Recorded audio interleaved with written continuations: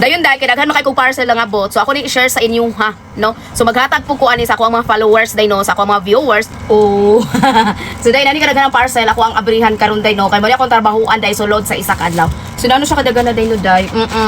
So ako ni siya abrihan day no isa-isa day kay para day mauna na ko ang dapat unahon day. Pero kani ako mga parcel day no day is dili nun ko maguol or mabalakan ni kay naani siya mga pizza nga nakasulat dire every time nga mga bot ni siya. Kani siya day mauni ang naabot nako sulod sa isa ka adlaw. So ang uban ani day is na-open na nako siya. Din kani siya mo ni ang pinaka pang last day nako karon day ang 27 nga pizza atohang kuan January.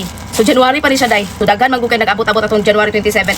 So daghan ni siya nangabot ang mga pizza dino kay para maglargo na lang kukuha sa akong parcel ba. So ano siya no. Mo na teknik ang pang malupitan day kay para di ka magabungbaw pagita sa parcel dino kung asa imong unahon. So mao na ko ang teknik ug akong ginabuhat sa akong mga parcel. Dayon day kay daghan makay kog parcel lang abot. So ako ni i-share sa inyo ha, no. So maghatag po ko ani sa ako ang mga followers day no, sa ako ang mga viewers. Pero day sa akong blow up day no day is wala pa na malik ang akong mga followers. Medyo maulahi sila og hatag nako kay lagi mao pa man gud ang akong followers day ko day sa akong blow up kay bag-o na ang akong account kay nahack man gud ang akong account nga katong ikaduha. Ning katong primero na akong account nga 300k followers na suspended to din. Nagbuhat ko ikaduha day nahack na sad siya day no 40k followers unta na to ang followers ato. Maghatag hapon ko day no day pag mamalik ng uban akong mga followers day no kay para daghan ang maka-appeal day para happy o di ba day. So maghatag ko day no mag-share ko sa inyo ha sa akong mga parcel nga ako ang nangakuha.